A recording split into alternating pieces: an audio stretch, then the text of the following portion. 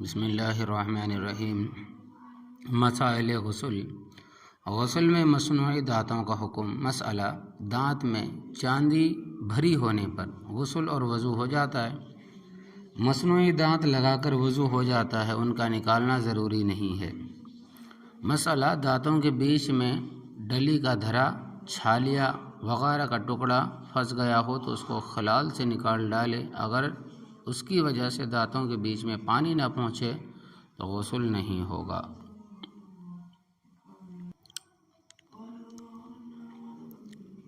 مسئلہ، اگر آسانی سے نکل سکتا ہو تو نکال دینا چاہیے، داڑھ دانت سے چھالیا وغیرہ۔ مسئلہ، دانتوں میں جن کا دھونا ہے کھلا ہو یا جھرری ہو، یعنی کہ جھالی ہو، سوراخ ہو، اس میں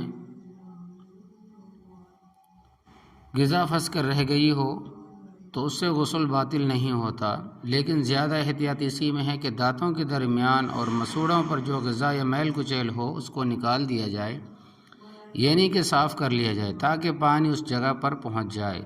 نیز اگر کسی نے منہ میں پانی ڈالا اور نگل لیا، یعنی پانی پی لیا، تو کلی کا فرض ادا ہو گیا، بشرطے کہ پانی تمام منہ میں پہنچ گیا ہو۔ مسئلہ، اگر دانتوں کے اندر کوئی ایسی چیز پھنسی ہوئی ہو جو پانی کے پہنچنے میں رکاوٹ ہو تو غسل جنابت، ناپاکی کے غسل کے لیے اس کا نکالنا ضروری ہے، ورنہ غسل صحیح نہیں ہوگا۔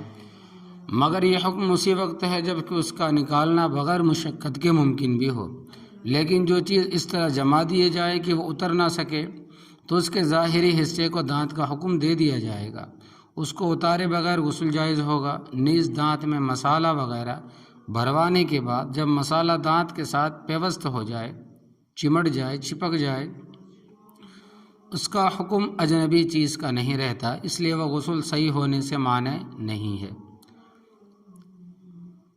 مسئلہ، ٹوٹے ہوئے دانت کو خاطار وغیرہ سے باندھے غسل میں کچھ حرج نہیں ہوگا، غسل میں یعنی کلی کر لینا کافی ہوگا۔ دانتوں کی جڑ میں پانی پہنچانا مقصود اور ضروری نہیں ہے، اور جس کام میں حرج ہو وہ شرعاً معاف ہے۔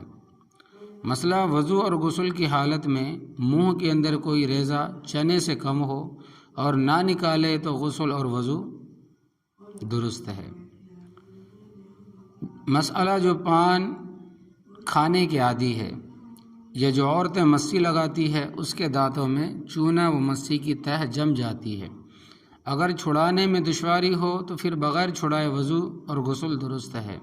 مسئلہ، دانتوں کے درمیان کھانا وغیرہ عموماً پانی جیسی چیز کو پہنچنے سے نہیں روکتا، لیکن دانتوں کے درمیان پھنسے ہوئے غذا کے ریزے کا نکالنا افضل ہے اور احتیاط کا تقاضا یہی ہے۔ اگر ناپاک نے پانی میں ہاتھ ڈال دیا، اگر ناپاک آدمی نے بالٹی میں ہاتھ ڈال کر اور پانی لے کر غسل کیا تو پانی پاک رہے گا یا نہیں؟ جواب، اگر ناپاک کے ہاتھ میں ظاہری نجاست نہ لگی ہو تو پانی پاک ہے، مگر ہاتھ ڈالنے سے مستعمل ہو جانے کی وجہ سے، یعنی استعمال وہ پانی ہو جانے کی وجہ سے اس پانی سے غسل درست نہ ہوگا، لہٰذا ہاتھ دھو کر بالٹی میں ڈالے۔ البتہ اگر بغیر ہاتھ ڈالے پانی لینے کی کوئی اور صورت نہ ہو تو ایسی مجبوری میں یہ پانی استعمال شمار نہیں ہوگا۔ بعض فتاویٰ کے مطابق اگر صرف انگلیاں پانی میں ڈالے، ہتھیلی نہیں ڈوبی تو پانی استعمال نہیں، مگر اس کی وجہ غیر معقول ہے۔ مسئلہ،